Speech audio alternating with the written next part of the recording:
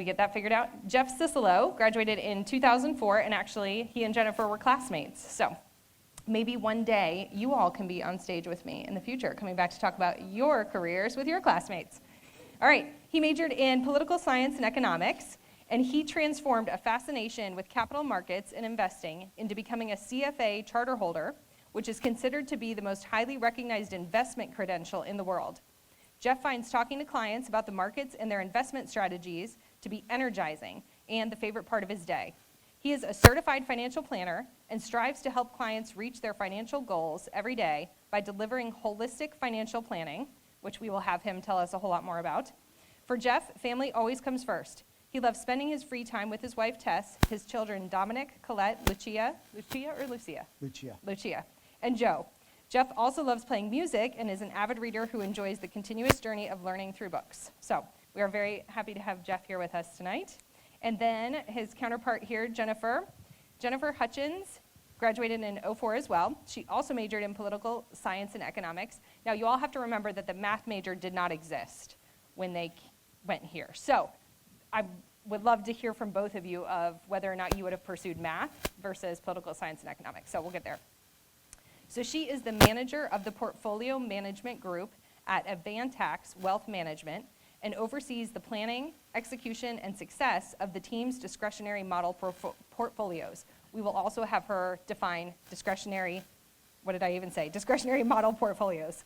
She started her career in financial planning and wealth management in 2004 as an advisor with A.G. Edwards & Sons. She joined Avantax from 2007 to 2008 and then returned in 2017 after 8 years at H. Beck Incorporated, where she held various roles, including senior product specialist, investment analyst, and vice president of investments. She has attained the Chartered Financial Analyst designation, is a member of the CFA Society of Dallas, and has passed the, I don't know how you say this, FINRA or the FINRA? FINRA. You got it. Okay, Series 7, 24, and 66 exams. Again, they will give us some definitions for these different things. So before I turn it over to them to kind of get them talking and sharing kind of their stories, I want to talk a little bit about the finance industry. I'm going to have them fact check me and add a whole lot more. But I just want to make sure that you all have a little bit of an idea of what jobs are out there in the finance industry and what it all involves. So a very quick definition, I guess, is that it involves jobs in which money is managed, acquired, and or spent, whether that's by individuals, companies, or the government. And there are so many different job titles that fall under that. And oftentimes we think of finance and we think of accounting, and then we think of people doing taxes, right? And so we just think that, well, accounting and finance are the same thing. So I'd love for you all to give us the difference at some point. But you could be an investment banker, an actuary, an accountant, an analyst, whether that's with budgets, investments, financial, a trader, insurance agent, hedge fund manager, banker, economic strategist, and then like these two, financial planners and portfolio managers. So we'll hear them kind of talk about their jobs and what it actually entails. And so a thing that I want to ask the two of you about is, you know, they say finance jobs pay really well, but there's often high stress, big responsibilities, long hours, et cetera. So I hope you guys can get into that a little bit too. And as always, you know that I want to tell you how you can prepare for these careers while at Christendom. They are obviously going to do a lot of that. But remember that we have the math major where some of that can help the economics minor and also the political science and economics major. But also, you guys can take LinkedIn Learning classes. All of you should have LinkedIn Learning accounts, right? Right? Everybody does. Yes? Thank you for the thumbs up. There are a ton of kind of basic courses on there that you can be taking to learn all about finance and financial jobs. So I am now going to turn it over to our guests, and let's get to know them a little bit. So Jeff, why don't you start and tell us a little bit about how you knew you wanted to pursue work in finance? What led you there? How'd you get there? Sure. Well, at first I actually didn't. When I went to Christendom, I wanted to be a lawyer. And my whole idea after graduating was to take a year off. I wanted to take my LSATs and basically prepare myself to go to law school.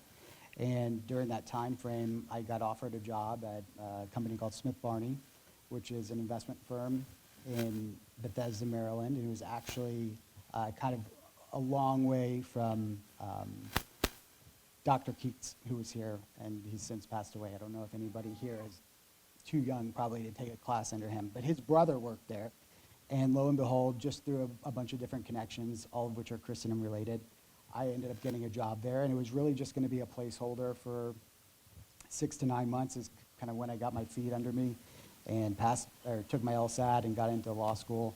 And what ended up happening was became something that I knew nothing about. And it became something that I was curious about, and then something that I became passionate about.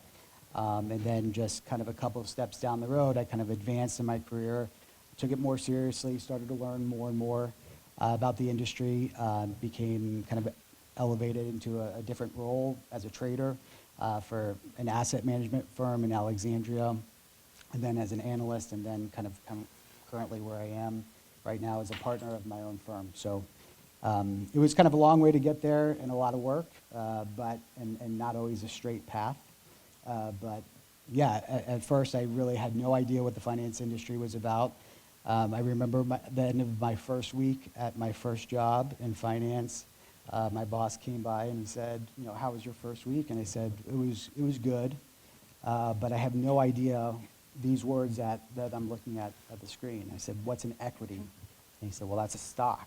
And I said, okay, well, I have no idea what that even means. I said, what's fixed income? He said, well, that's a bond. I said, I have no idea what that means, but I do know what cash is. And so that was really all that I knew when I started working in finance.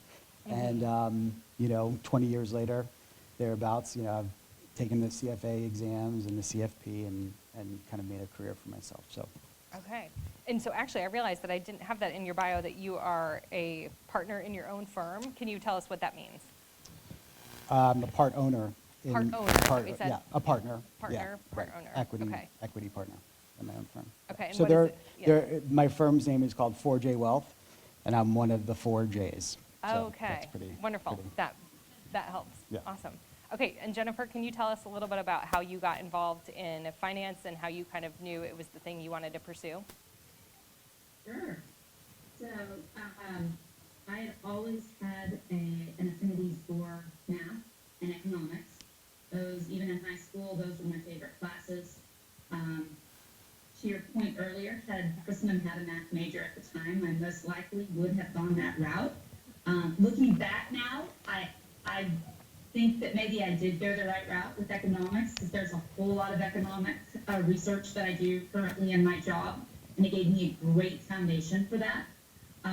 But I have always loved math, and I've always thought finance was interesting, although I had absolutely no experience with it. My family did not invest. I remember reading about a mutual fund and trying to figure out what that was in high school. Still really had no clue in college, but I knew at some point I had to declare a major, which I did my sophomore year, and it was at that point that I had decided that it looked really cool to be a financial advisor, because these guys wore cool clothes and sat in front of computers and looked really important. And there was math involved, I thought, and so let's try that route. And so actually, during the summer of my junior and senior year, I think, I did an internship with A.G. Edwards. And so I would say that was kind of the beginning of my path. And then a few months after I graduated in 2004, I had a job with A.G. Edwards as a financial advisor come August, and was studying for several different tests that you have to take with FINRA, which is a regulating authority in the financial industry if you want to sell investments to people.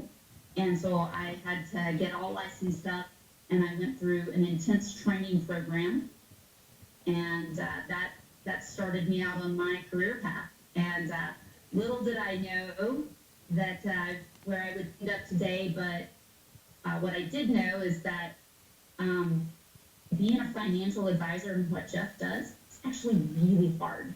There's a lot of sales involved, and it's being young right out of college, knocking on doors, and cold calling was brutal. And I found that I stopped enjoying what I was doing, and what I really wanted to do was do research on the underlying investments and build portfolios much less about the sales portion. And through a number of different ways, I started down the path of studying for my Chartered Financial Analyst designation, and took a step back and worked my way up the chain, certainly paid my dues, and I would never trade the experience that I gained being a financial advisor for 2.5 years, because it was super tough, and I learned to think on my toes, which is also what Christendom taught me. Think on my toes, stay calm in difficult situations, taught me how to handle myself, and you got to pay your dues along the way. Sure. So you mentioned that you were a financial advisor at first. So tell us how that's different from what you're doing now.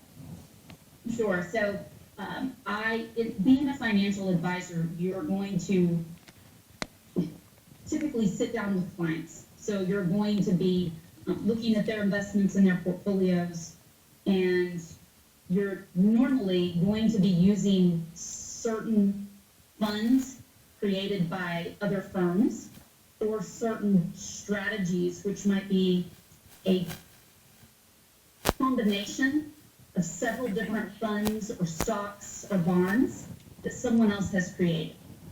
As a financial advisor, you're really the relationship manager and the salesman, or at least in the role that I was. And it was all about getting out, getting to know people, talking to people, asking them for money, and hoping that they were going to invest it with someone. As I was told, you look younger than my grandkids. And so that was very much a sales role. And there were certain aspects that I enjoyed, and I love talking to people. And so you do need to be, enjoy talking to people if you're going to be in a sales role. But what I really enjoyed doing was the research. I didn't enjoy trying to ask people for money. Rather, I enjoyed helping people put their money to work for them. And I prefer to let other people sell the combination of funds or stocks that I put together.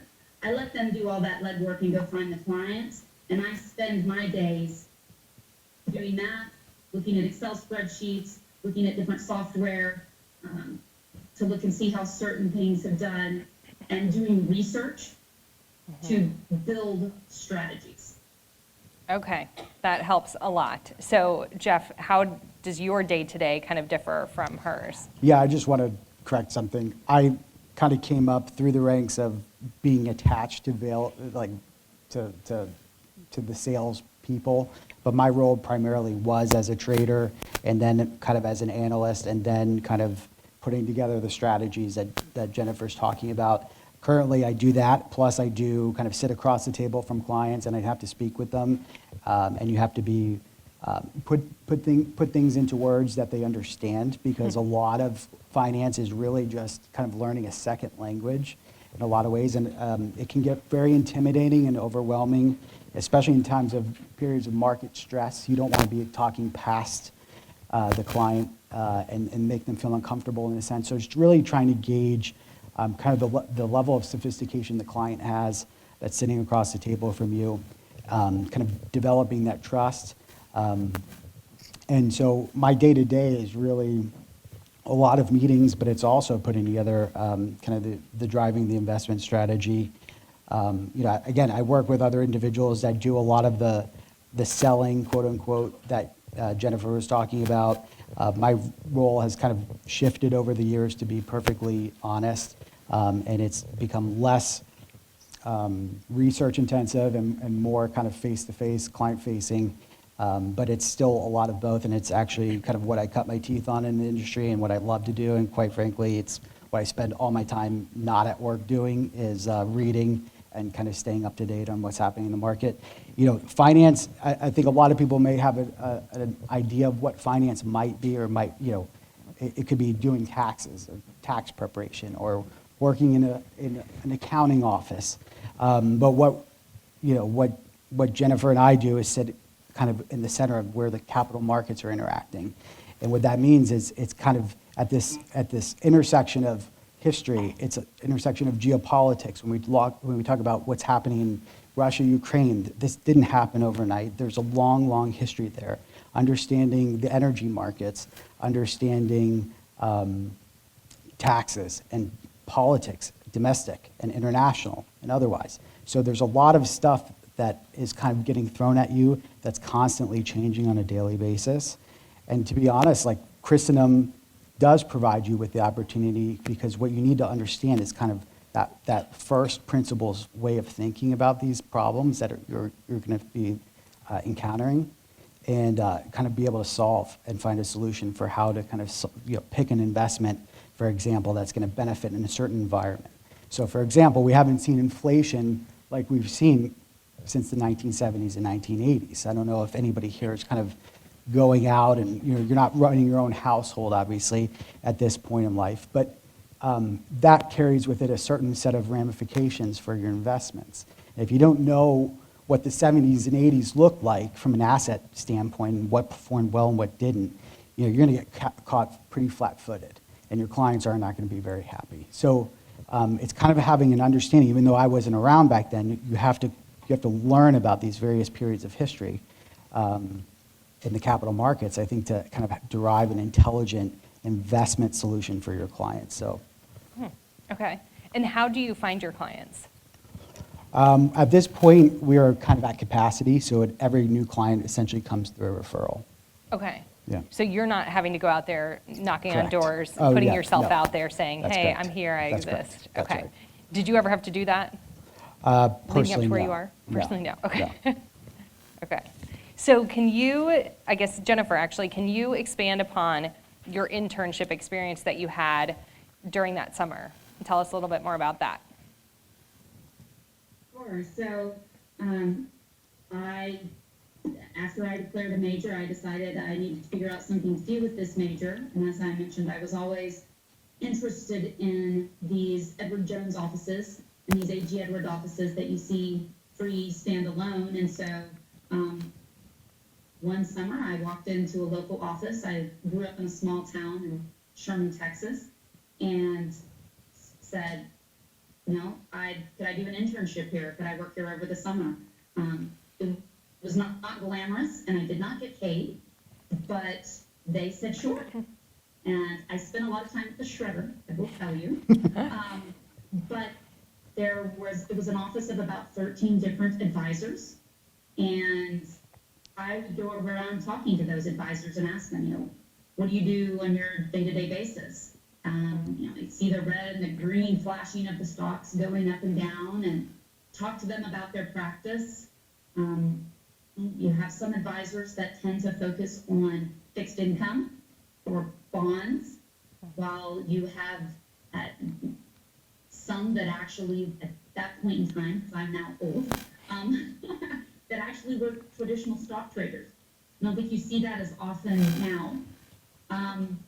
But it was fun to go around to these 13 different people in the office, some of which were in their 70s, and they did this for fun, and they could have retired easily, but this was just in their blood and their passion, which I now understand. And, me along with about 3 others, we were the newbies. We were the young ones in the office, and it was fun to learn the different experience. But, you do have to pay your dues. And so, you see the clients walking in and out. You don't see these seasoned guys like Jeff on phones. You don't see them door knocking. No, their practice is self-sustained, either by networking, by referrals, or, like Jeff said, at capacity. So I did miss some of the sweat and blood that goes into being on the sales side or a financial advisor in one of these type of offices. But nevertheless, I gained rapport with this office, and I think certainly it helped set me up after I graduated to work with them. Yeah, so I just want to kind of reiterate and repeat what she said. She went to their office and said, can I work for you? Can I intern with you? Do you have room for me? I want to work for you. So you have to sometimes step out there and be very bold and ask, do you have something available? There are so many companies and organizations that need help, but they don't know how to put together an internship program like some of the bigger companies do. So you might have to call around to your local finance firms and et cetera, any kind of company and organization, and say, hey, do you have any work that needs to be done this summer? I'd be happy to come help. And maybe you only do 10 hours a week. And Jennifer, I think you and I talked, you had a part-time job on the side, correct? That paid you. Correct. Yeah. Yes. So sometimes you work the unpaid internship for only a couple hours a week to get your foot in the door, just like she did. I mean, my goodness, they hired her because she had the tenacity to go up there and say, hey, I want to work for you. How do I do this? And then also, I wanted to make sure you guys heard this, she went around and talked to everybody and asked them, what do you do here? How does your job work? It's not just going in and doing, the mundane tasks of shredding documents. She took it a step further to say, tell me about what's happening here. So I hope you guys take that away. That's amazing that you did that. Very good example for you all. That's what I'm trying to say. Okay, so let's kind of switch gears a little bit. And Jeff, tell us about some opportunities you took advantage of while you were at Christendom that you feel benefited you, even though you didn't know you wanted to go in finance. That's a good question. Well, like I said, a lot of the people that got me my first job were people that I met at Christendom. So the networking starts here, and that's kind of an important thing. You can't be a person that nobody likes and then expect them to kind of hand you kind of a lead to get a job, right? That just goes without saying. As you get kind of further in your careers, you got to put yourself out there. You've got to be able to kind of network with people. I'm not particularly an extrovert. As a matter of fact, it took me a long time to kind of really feel comfortable with talking to people and feeling like it's something that if I go to an industry conference or something like that, or just randomly talking to a table full of strangers, sounds totally awful to me. But it's something that you have to do. And Christendom is a small environment. The world is a big place, and you're going to meet a lot of different types of people, a lot of different, not just faiths, but kind of worldviews that you're going to come into contact with, and it's important to be able to kind of navigate through those things. And I'm kind of losing track of. That's fine. Okay. What opportunities did you take advantage of that were helpful? Yeah. So I mean, one of the things that I would just kind of bring it back to what we're learning at Christendom is really kind of first principles thinking. And I took that with me my whole life, really, until to this day. What's the geometry course that we take when we're here? Euclidean, right, exactly. I was trying to remember that. It's been 20 years. So we start there from the first page. It's just drawing a simple line, right? And then you're kind of expanding it and kind of growing it over time. And at the end of the semester, you kind of created this like totally different object. Well, that's how finance is, right? And so I mentioned history, right? Jennifer talked about math, how important that is. There's a focus of the finance industry that's becoming more quantitative. If you want to get into kind of the weeds, so to speak, of spreadsheets like Jennifer does, a whole subset of finance is quantitative finance and understanding not just the math, but kind of math within the context of economic principles and financial theory. So it's really important to kind of take, I didn't really know what I wanted to get into when I was here, but there are the tools that are here at Christendom already to kind of propel you into that next role, whatever you see fit. So. Okay, I love the networking part too. That's huge. Jennifer, is there any kind of networking that did you build a network here at Christendom that has kind of stayed with you? I would say I certainly built a network, but it's more of a friend and Catholic life support, which is very important, actually, to make sure that when you're in these roles, you stay grounded and that you know your roots, and especially me being a woman, right? There aren't a ton of women in finance, and I know why. It's because it's hard. It's hard to balance raising 5 kids and making sure you have plenty of time for your family. And, you know, I always want to keep that first and foremost. Job is second, and yes, it helps provide for my family and their college and our health insurance, so it's very important. But what's more important is my family, and I'm there for my kids, and that I'm living out God's will in my life. And that certainly is what Christendom taught me. And I always have my friends I can go to, and when I need some support, when life gets tough, and they've always been there for me. You know, it is a little different, I think, because Jeff lives up in the networking area, in the Virginia, DC, Maryland area. I immediately moved back to Texas, and so there weren't a ton of Christendom connections back in the Dallas vicinity of Texas. So it was, for me, it was less about the connections I had built at Christendom, but more about the foundation that had been instilled in me. Faith, family, freedom, and certainly the economics. I took most of the math courses that I could take there, but I really enjoyed, I took macro and microeconomics. That certainly was a good foundation to be expanded upon later in my studies to attain, you know, the CFA designation and then studies beyond.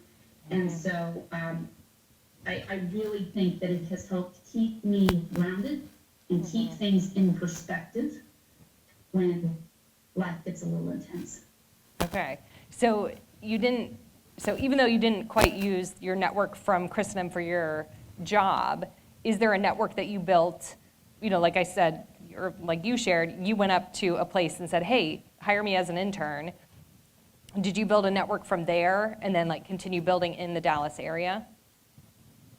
Sure, absolutely. So I use every opportunity, whether it's at the office, whether it's at networking events, which I love going to networking events, or at former jobs. I'm always looking to make connections, building rapport at the firm, and certainly it wouldn't be without the help of people at jobs that saw something in me that I didn't see, that would say, hey, I think you can do this. And, you know, I'd be taken a little bit aback and, oh, I'm not sure that I can. And they're like, I think you can. And so that certainly building that network is very important.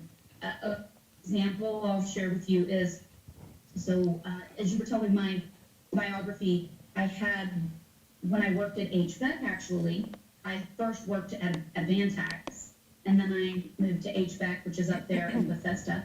And out of the clear blue, 8 years into that firm, I had a LinkedIn message from someone at my former firm, from Vantax. And it just said, hey, they had they friended me. And I thought, oh, sure. And I had stayed in touch with people throughout the course of those 8 years at the firm. But I connected with him on LinkedIn. And the next thing I knew is he said, there's a portfolio management position available here in Dallas. Would you be interested in it? I did not know this person. However, I had my profile on LinkedIn that I was, at that time, I was working remote. So I've been doing this remote thing for a long time now. And I was in the Dallas area, and he saw that I had worked at that company before. If I were to guess correctly, he went and did his homework on me. Probably went to HR, probably went to some of the colleagues and said, what do you think of her? Would you be willing to let her come back? And he reached out to me, and they actually offered me a job. My company countered. I stayed with my company another year. He reached out to me again about a year later, did not do any more interviewing, and via a text message said, I'm going to offer you a job. If you're interested, this is what it is. I'll send you a formal letter later. And so building that network is very, very important. And you just never know who you're going to meet out at events. I do make it a habit of mine to go out and kind of seek people that do the types of jobs that I would like to do and network with others in the industry, because you never know when you might need to call upon someone in the future. or they'll call upon you without you being aware. Yeah, that's incredible. So all of you who have LinkedIn as your assignment right now, sophomores, freshmen? Sophomores, okay, yes. I'm slowly getting to accept all of your invites. Thank you for connecting with me. You can also connect with these two, okay? So you see the power of LinkedIn, right? It is actually a thing that works. So I love that you're sharing that, Jennifer. I would just add, I have gotten cold emails, not just from students at Christendom, but from random, I got one over the summer asking to be an intern from Brown. Like he was a really smart individual, just basing blast emailing people, but did research on our website and kind of looked at everybody's bio and kind of targeted approach. I got a message on Twitter the other day from a guy that's like saying, hey, listen, I know this, like the godson of a friend of mine is trying to get into the RIA, the Registered Investment Advisor area of finance, and you know he's in your area. Would you like go get coffee with him? I said sure. You know, so it happens. That stuff was not around when we were going to school. Jennifer talked about her process. I blast emailed like every single registered investment advisor firm in Northern Virginia, basically within like a 20-mile radius of my zip code. So, I mean, that's just what you kind of have to do. Now, social media has kind of made that process a little bit easier because you're not necessarily tied geographically, especially with people working a hybrid approach or Zoom only or whatever. That stuff is not, you're not kind of bound geographically anymore necessarily, but just get creative. Sure, but building that network in That's right. general, like That's right. talking to people, getting to know them is really important. So right. I'm glad you guys shared that. So let's get into the weeds a little bit more and tell us about all the tests that we've talked about. What are these things, and the certificates and the credentials that you guys have? So go ahead, Jeff. So the first thing that you do is probably start taking or studying for the Series 7, which is basically just what you need. It's an investment test. It kind of goes over the basics of investments, stocks, bonds, options, some regulatory stuff, and it really talks about, it's a long, grueling test if you really have no experience. Like I said before, finance is it's a new language that you have to learn. And if you don't know what a call option is, or a margin call, or a municipal bond, and I'm venturing to guess not many people in here, if anybody does, and you have to kind of quickly get up to speed. So that's the first big test, and it's not an easy one. And then there's a Series 65, which I have, then the Chartered Financial Analyst designation. I'll let Jennifer kind of talk about that, but it's a 3-part test, which is like spaced out over 3 years. So it's really difficult. I think the pass rate is around 50-60%, something like that. That kind of is just really deep dive into the investment side of things. So if you're really kind of focused on the investment stuff like I was, that is, and you didn't go to Columbia Business School and major in finance, this is your best shot at kind of getting that credential and that recognition. The chartered, the CFP is basically just financial planning. So it kind of details taxes, estate planning, investments as well, but it's instead of going kind of a mile deep, it's basically like an inch deep, a mile wide. So it's kind of more comprehensive, but less kind of granular, if that makes sense.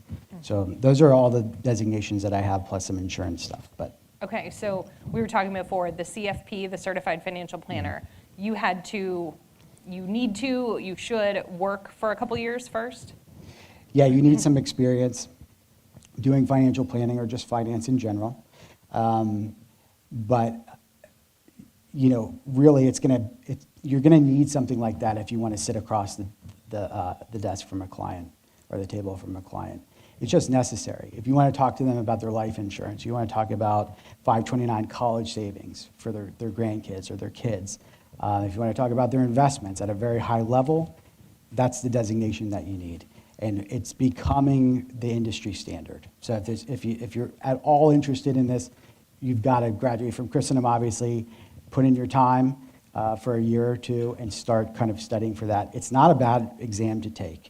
It takes about 6 months, 6 to 9 months, depending on kind of your background at that point in investments and the financial, advisory industry. But it's really not, it's not too overwhelming. The CFA exams, I would say, would be something that is definitely a little bit more daunting to kind of undertake. Like I said, it takes about 2.5 to 3 years of your life if you pass everything the first time through. Most people fail at least one exam, and so now you're looking at maybe 4 to 5 years of your life. And at that time, it's about 6 months of studying each exam, maybe even a little bit longer. There were nights I'd study from, put my kids to bed at 7 o'clock and study till midnight. Saturdays, basically from January or February through June. Weekends were non-existent socially. So, it was a pretty big sacrifice and pretty big commitment, and Jennifer can speak to that too, because being a mom is probably much harder than just being dad when you're going through something like that, and generally. But yeah, those are kind of the sacrifices that you need to be able to kind of make. Okay. And Jennifer, do you want to build on that and share a little bit more about CFA and any other ones that you might have? Yeah, sure. So like Jeff, I started out with, as he mentioned, the 7. And then I took something called the 66, which is a combination of what Jeff had, the 65 and 63. The 63. These are all these numbers. They're not going to mean anything to you. They're just simply part of what we call FINRA, the Regulating Authority. And these are just certain tests that they require you to take depending on what you want to sell. If you're going to talk to any clients, the regulators want to make sure that you have at least a basic understanding of what you're trying to sell to someone. And this is their best way to do it. I also have another series, which is a 24, so that I could manage a branch of financial advisors. I had at one time my insurance license and took the insurance course. I since have let that lapse. And then, yes, I'll dive into the CFA designation. A little story here, I'll deviate. So when I was at AG Edwards and at the office, once I realized that what I really wanted to do was be on the more analytical side of things rather than on working directly with clients and talking to them about their money and portfolios, I went to our manager at the time of the branch, we call it, and said, I'd like to start working on my CFA designation. And she sat back and went, I think you mean the CFP designation. And I said, no, I know what the CFP is, and I know everyone else in this office has that. I said, I want to be an analyst. And she said, oh, okay. And I think she knew shortly thereafter that my heart was elsewhere rather than in the sales industry. And so, but to Jeff's point, the CFA designation is a long commitment. It is great if you're interested in this. It's great to start when you're young, if possible.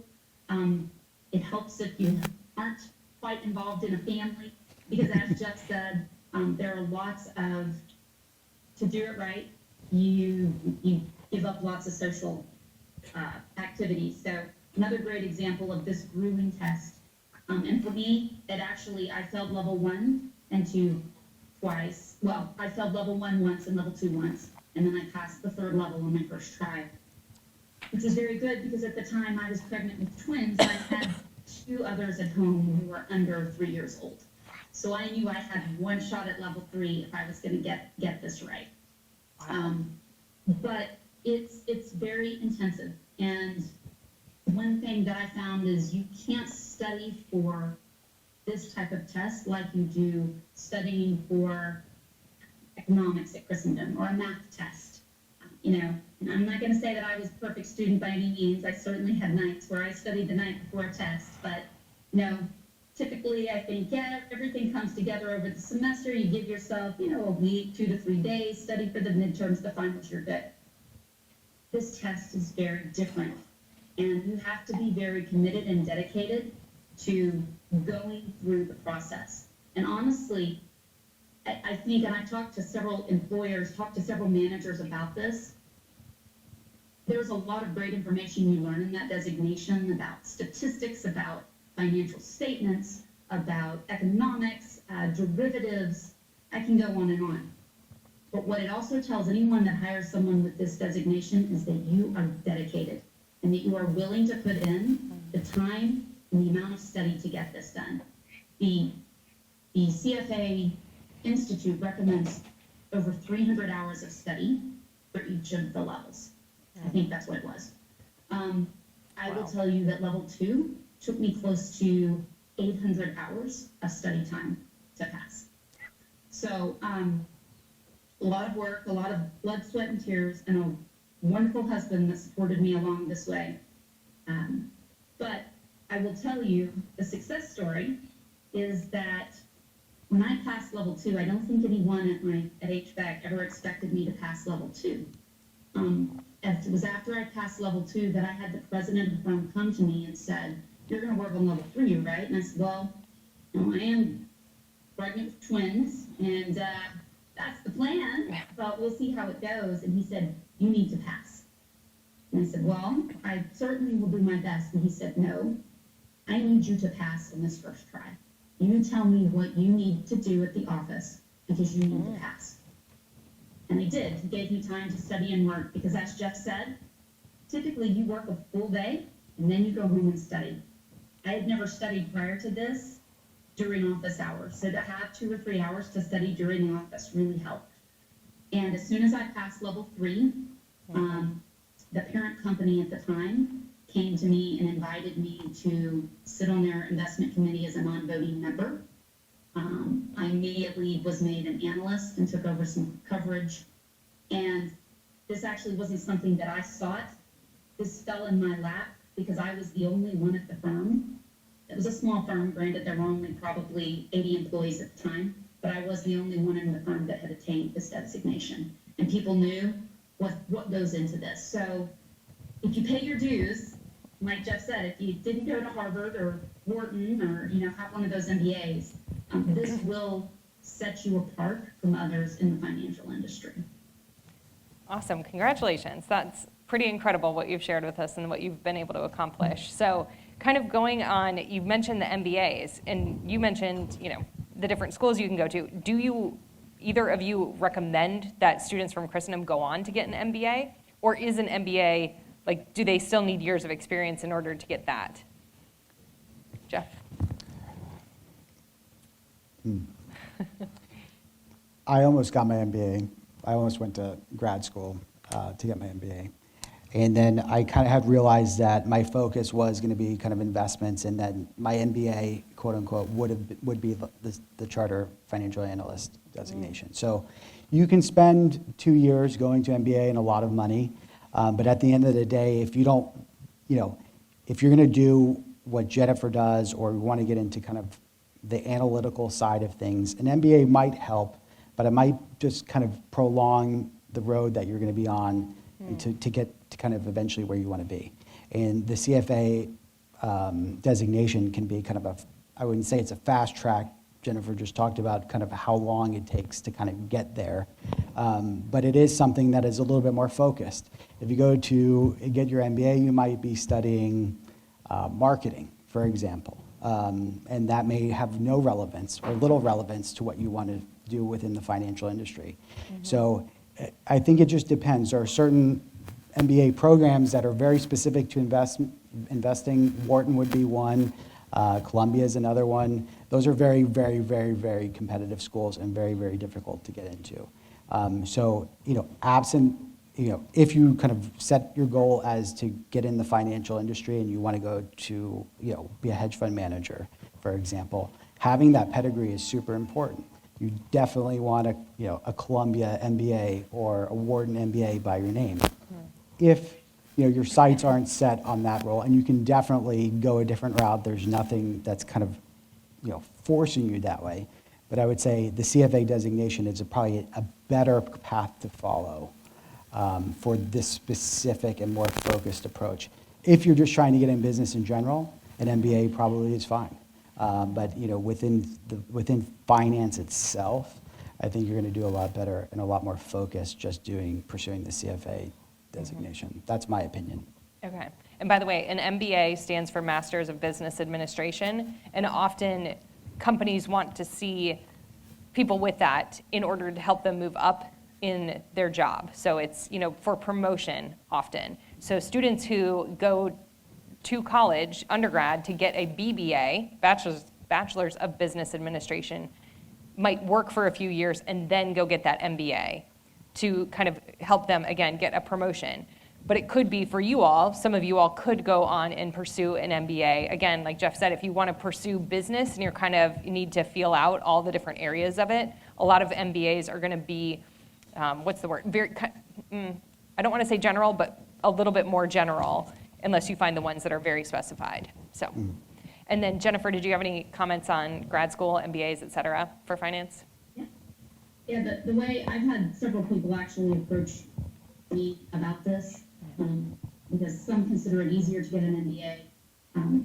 I will tell you, when I graduated from school, I was done with school. I was like, I am tired of being in the classroom. I'm done. I'm never going back. It's a bad attitude to have, but I'm being honest. That is what I said. And one thing I liked about the CFA designation it is self-paced.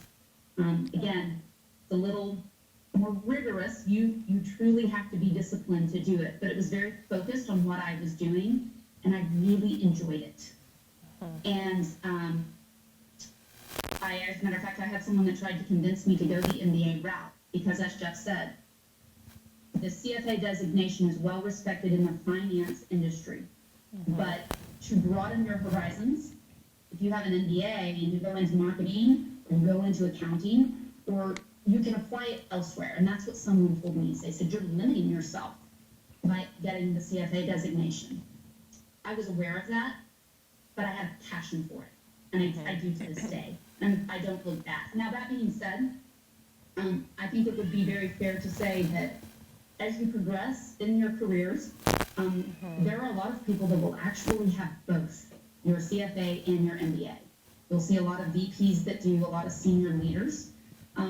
As a matter of fact, if you have the CFA designation, a lot of times you won't have to take the required test to get into an MBA program at a local school if they're part of there's a certain program that you can be part of. And so, for example, TCU here in Dallas is one that I had considered going back to and getting my MBA. But again, given my family situations and the sacrifice they've made, I have held off on doing that. But it's not so much that I want to move outside the financial industry. It's again to potentially move up in the company, to do other things. And sometimes you're competing against those with multiple designations. But one is broad, MBA is broad, CFA is focused. Okay, thank you. So I have a couple things that I want to make sure we touch on before we kind of wrap up and give you all a chance to ask questions. Tell me about a big success that you've had, something you're really proud of that you've done in your work, Jeff. Well, I would say, branching out and starting our own firm is something that I'm probably most proud of. Like I said, there's 3 other individuals we're all part of a team, and we have, we're blessed to have a very dedicated and loyal client base. And so I don't take anything for granted, but it is a badge of honor that I wear that I can say, this is something that, I'm part of. This is not, I'm not kind of in some corporate structure and I got to check in with my boss or whatever. I mean, that comes with pros and cons. I don't have a salary. I take my partnership distributions and it's going to fluctuate. However the market does, however clients do, we have skin in the game. And when I look back at my time at Christendom, I think to myself, how would I have ever imagined getting into this position? Because I never considered myself necessarily entrepreneurial, but here I am, and I love it, and I would never change it for the world. I don't ever think I could actually go back. I mean, to Jennifer's point, I don't have to worry about kind of competing with other individuals for a promotion or anything like that. I mean, kind of at the end of the road there. But, it's just, it's something that's so unique, I think, to kind of work for yourself.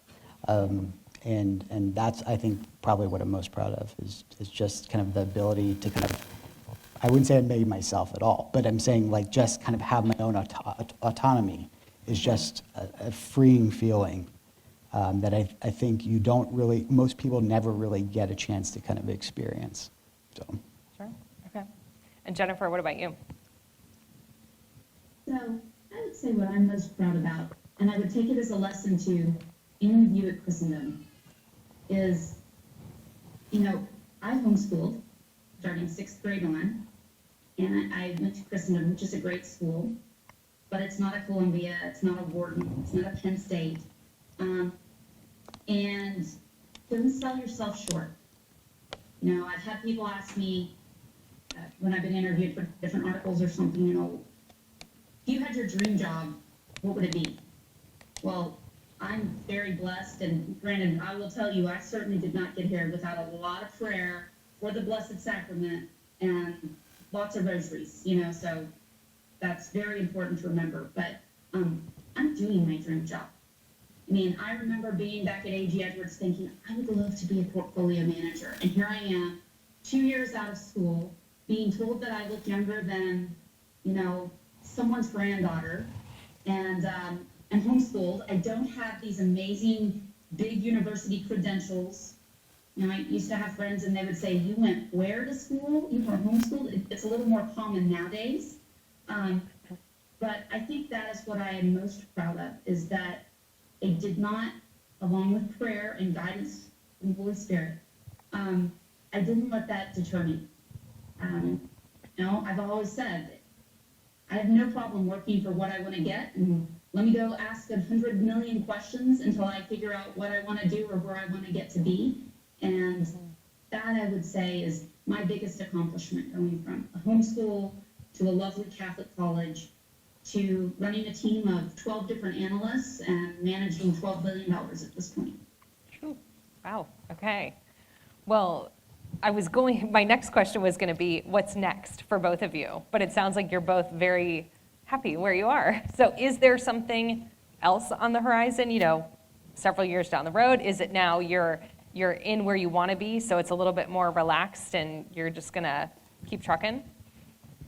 It's never relaxed. Okay. That is, if there's anything I can tell you with absolute certainty, it's never relaxed. But no, I mean, like I said, this is kind of, I'm at the end of my road professionally. You know, one of the things that we work tirelessly to do is kind of drive value for our clients, and every day is a grind. We're dealing, you know, one of my partners is dealing with a health issue, so a lot of the work is kind of falling on the remaining partners, and that is just, you know, that's something that we have to deal with. But yes, there's at some point down the road, we potentially sell the business and then kind of exit. But you know, that is so far away, I can't even imagine when that might happen. I'm 40 years old, so you know, hopefully not for several decades. And no, to Jennifer's point, I'm kind of doing my dream job, and so there's nothing that it's, you know, I'm even considering remotely anytime soon. So. Okay. And what about you, Jennifer? Well, we'll just kind of see what the next step is. Honestly, I'm very happy with what I'm doing. But I'm just one of those people, I'm always looking for, I'm not always job hunting by any means, but always keeping your options open and making sure that you stay connected. You know, do I have a chief investment officer in my future? If my boss ever retires, I don't know. Do I want to do that? We'll see. I've been approached about senior VP due diligence positions, and so some of the best opportunities have fallen in my lap. And so we'll just kind of see what comes, but I'm certainly very happy with what I'm doing and the team that I'm running. And to Jeff's point, especially right now, there's never a dull moment in the market. It's part of what I love about the financial industry. It's always changing. Although right now there's a whole lot going on, I would like things to slow down just a little bit. Sure. Really great. But, you know, if I find myself doing the same thing that I'm doing the next 10 years, and I still have the same flexibility to work remotely. Right now, the company instituted a policy of unlimited vacation. I have to balance work with home life.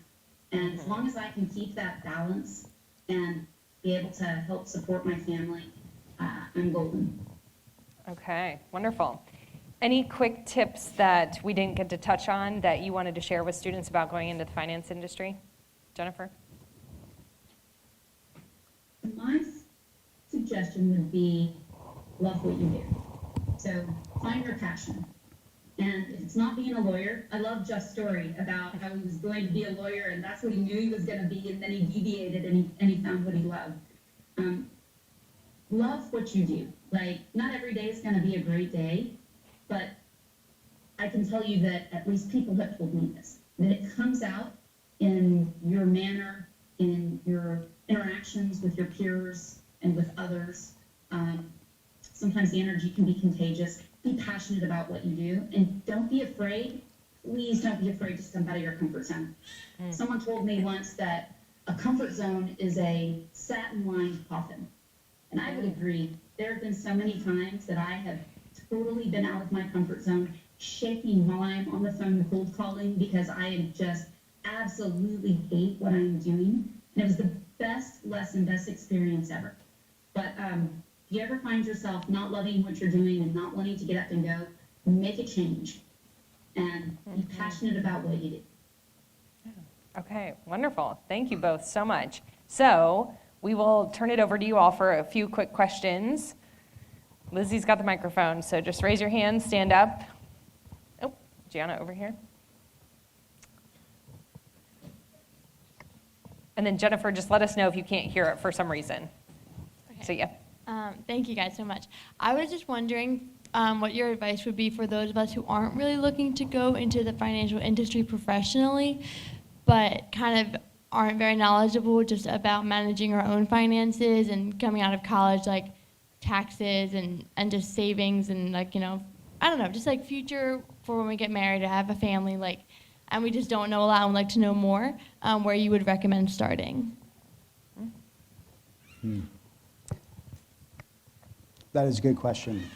You know, one of the things that the education system has not done a good job of, you could argue quite a bit, but one of them is not really teaching about finances and personal finances. A lot of individuals kind of graduate from college with an amount of debt. They get their first job and there's really nobody to kind of instruct them. Maybe there's an HR individual that kind of helps them navigate health insurance and, you know, 401k options and so on and so forth. But nobody's really talking about, you know, how you should, you know, how much should you put away? You know, what investment options should you select? You know, how much should you be saving on the side? Should you have life insurance? How much life insurance do you need? So it can be very daunting, especially you have no idea what these terms are even, they mean. And, you know, do you have disability? You know, when you have a kid, do you need more life insurance? Is anybody looking at this thing? Are your beneficiaries on your IRAs and 401ks or 403bs correct? All of these things can be totally overwhelming. And, you know, if you're not really kind of focused on it, life gets in the way and you know, things will slip through the cracks. And then, you know, just, you know, tragedies sometimes strike and then your family is kind of left out in the cold. And so these things have real life implications, and I think it's important to kind of note that. It's not just about, you know, the stock market going up one day and down the next day.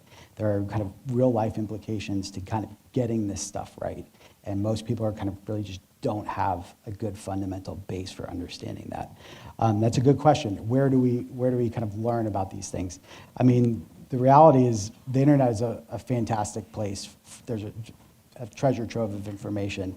Why don't you follow up with me and I'll point you in the right direction, or maybe I'll get in touch with you. I don't have anything on the tip of my tongue right now to kind of point you to, but you know, we'll get you situated.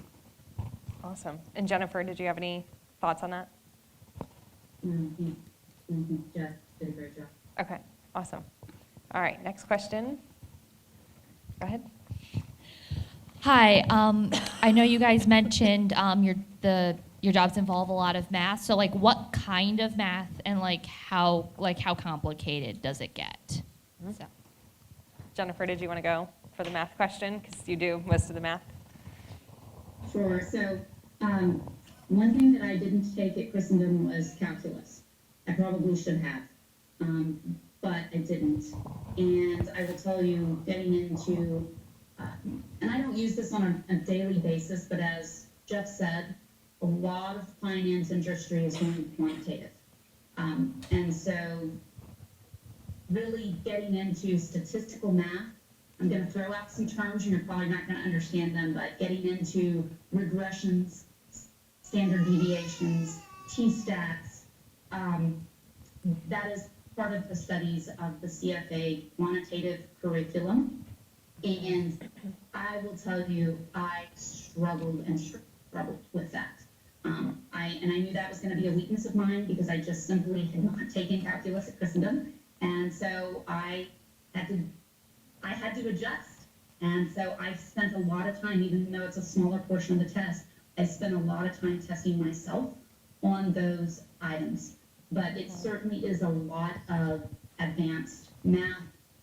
Certainly taking an Excel course and learning how to do pivot tables and learning how to use Excel to do balance sheets, financial statements, and just basic math, I think is a great place to start.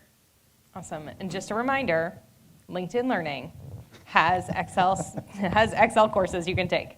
And so for EFL, so Jeff and Jennifer, if you're not aware, we do require that all students complete 4 years of career prep courses throughout their time here. And so one of the assignments is to complete a LinkedIn Learning course about Excel. And so that is the basics, but then what Jennifer's talking about, I think, is going to be the more advanced courses. So be sure to look those up as well. All right, next question. Anybody?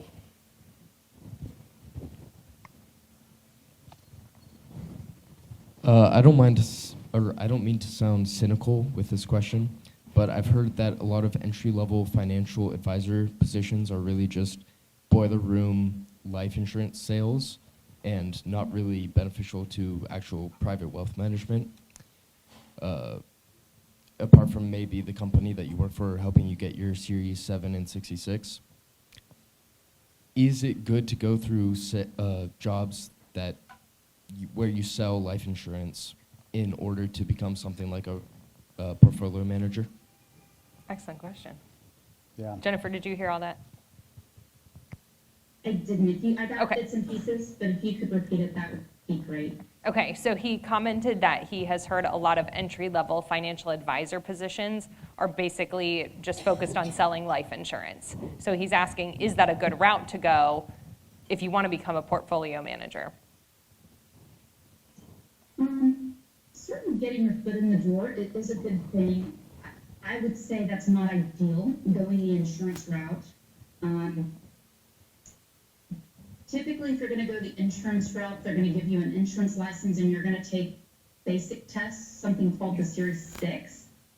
And you're not going to learn about some of the more advanced ways to do financial planning because the focus is going to be on life insurance. Now, certainly, if you have an affinity for life insurance, you could go the actuarial route, right? You can get your foot in the door, and you could work for the home office of State Farm or Allstate as an actuary.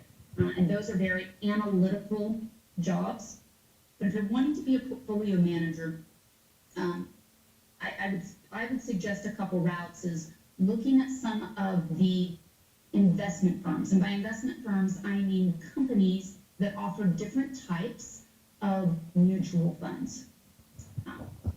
Capital Group is based out of Boston. There's Goldman Sachs. They're going to be a little harder to get into. But some of the more local mutual funds, it's Mr. Clark, I think, runs Ave Maria Funds out of Virginia there, close to the college. So I would say think about an internship with them. Maybe try to get your foot in the door with them, number one. Number two, if you wanted to do something more like I'm doing, where I'm constructing a portfolio or a basket of these different, what we call mutual funds or exchange traded funds. Certainly, I would be happy, you're welcome to reach out to me, but you might look at broader financial planning firms that do that. Edward Jones at their home office has someone that does that. The insurance companies, some of them will, like MetLife, which is now Bright House. And those jobs typically are going to be at the home office. And again, less focused on sales. They're not going to be your independent branch that's going to be on Main Street, but it's going to be jobs at these home office locations in their part of their investment teams. And that's where I would say if you really want to go into portfolio management, that's probably where I would try to get my foot in the door, is at the actual home offices or the investment firms themselves. Okay, wonderful. Hopefully that helped. And then Jeff, did you have anything to add to that? Yeah, the longer I feel like I'm in this industry, the more people I see that just get into these portfolio manager roles, like in a very roundabout, non-vanilla way. And, I met with a PM up in Baltimore, portfolio manager, 2 weeks ago. He was in engineering. He got his engineering degree and became an industrial analyst for T. Rowe Price up in Baltimore, and then kind of eventually. So my only point in saying that is you can really, you don't have to just graduate and just do the CFA route and then that's it. There's a way to kind of get to where you want to be if you have a very specialized field. There's a lot of healthcare portfolio managers that are former doctors, actually, because they have just a great understanding of what the managed care industry looks like, right? With the interactions with health insurance companies, pharmacy benefit managers, or they might have a good understanding of the science behind, biotech, right? So my only point in saying this is basically just don't. You can kind of get there in a roundabout way if you have a kind of a focus. It doesn't need to be insurance. I don't think is really going to kind of get you to where you want to be on the PM side. Okay. Other questions? Yes, Ryan. Where'd Lizzie go? There she is. Give her just a second. Is that all right if I ask 2 questions? Sure. All right. The first is you mentioned you've been doing a lot of online stuff with the, not online, remote work. I'm just curious if that's a direction a lot of the research is going in, that the remote work. And the second would be, you mentioned the MBAs, but what about the Masters of Science that are specific for investments and financial as well, the more focused master's degrees? Okay. Jennifer, did you get all that? I think, could you repeat the first part? I got the Masters in Science part. Okay. The first question was about remote work, and is that where things are headed, especially with the research that you're doing in your job? Yeah, so different companies are going to have different policies, but it is certainly more of a reality now after COVID than it ever was before. I will tell you that I did work remotely for my former firm, which was an anomaly at the time. I mean, they had no experience with it, and I was very glad they made it work. Now, after COVID, half my team is remote. I still have to get special approval at the office, but it's great. What I'm finding and what I had seen is, the jobs that were available out there tend to post remote work, particularly like you mentioned in the analytical realm, where you can sit at your desk, you can sit at my laptop. I can go through my research files and my spreadsheets and my software that I use to do research, and then I can connect with my team. I do on a weekly basis. And so my take is that in the analyst and portfolio management roles, they're more open to remote workers. Now, that being said, I have heard in some other areas, such as investment banking, that there are some people being forced to come back to the office. Typically, it's about 3 days a week, I'm hearing. I'm every other week, 3 days a week in the office. But I think it's much more of a possibility, I should say, and a potential to do remote work now than certainly it was, say, 2 or 3 years ago. I don't know, Jeff, Okay. do you guys have anyone you partner with that works remotely for you? We do not. We all work remotely. It's a hybrid approach essentially at this point.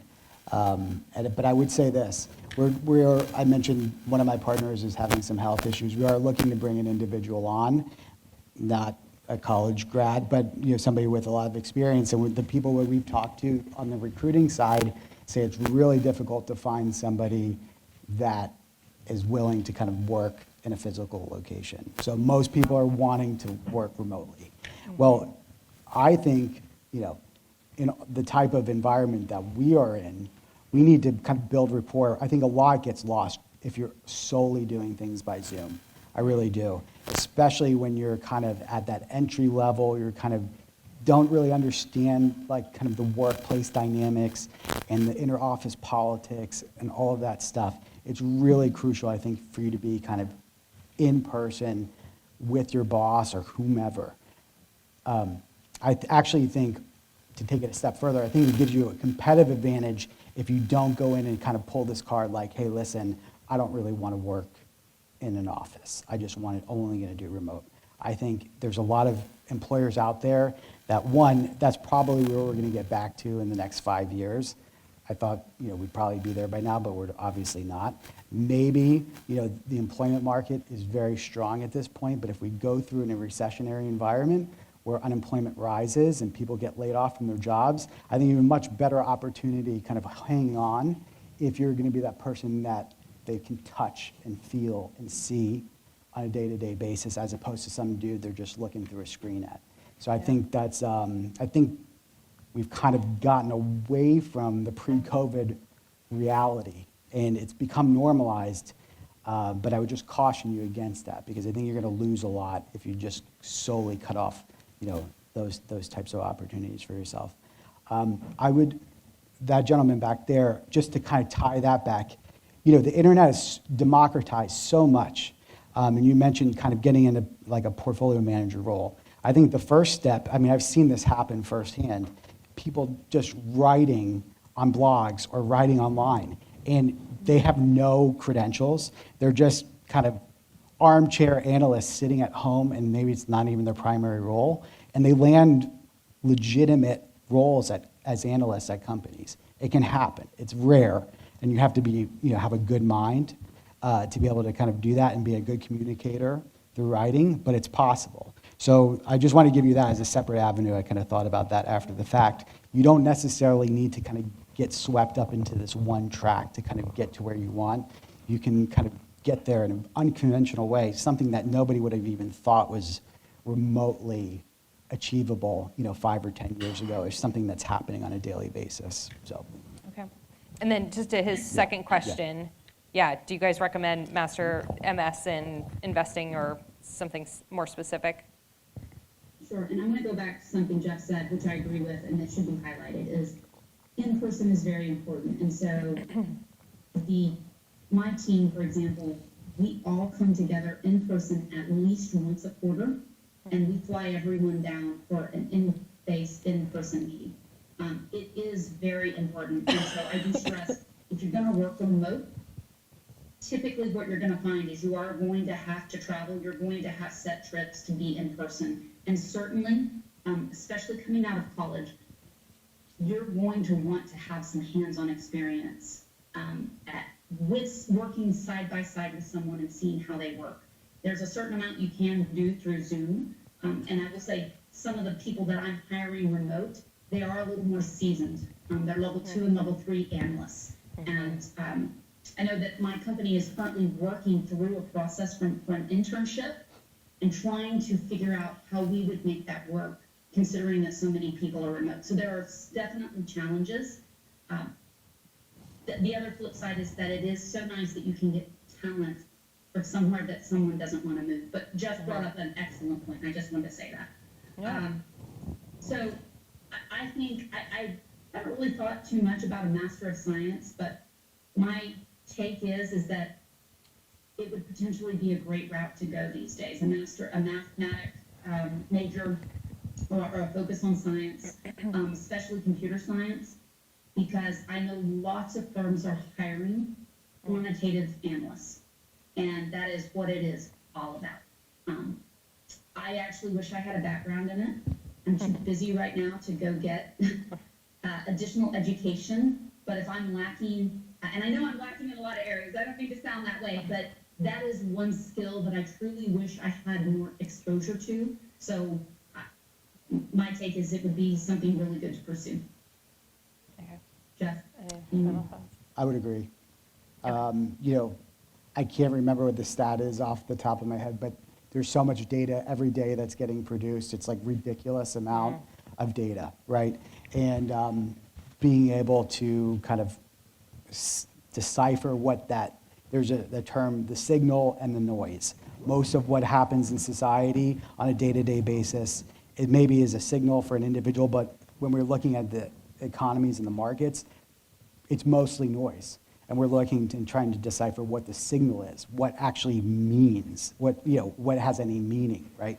So, to the extent that you can be a programmer or, some sort of like computer scientist that kind of can code and decipher and kind of scrape all this data from various sources or whatever and compartmentalize it and create a trading algorithm or something like that, that's I think, that is where the industry has headed. And is currently. Who knows where it will be in 5 or 10 years, but for the time being, I would suggest, something like that as more specialized approach is probably going to put you in a narrower pool with your competition and something that's more focused. So, Excellent. Any last quick questions? I just want to be mindful of your time. I know you guys have midterms, et cetera. So. Okay, well, we will kind of end there. Before I ask you to give them a round of applause, I will just remind you that we would love your help to just reset the Commons so that we can all go home a little bit sooner. We would love your help putting everything back together. But if you'll give our guests a round of applause, we really appreciate all that you guys shared with us today.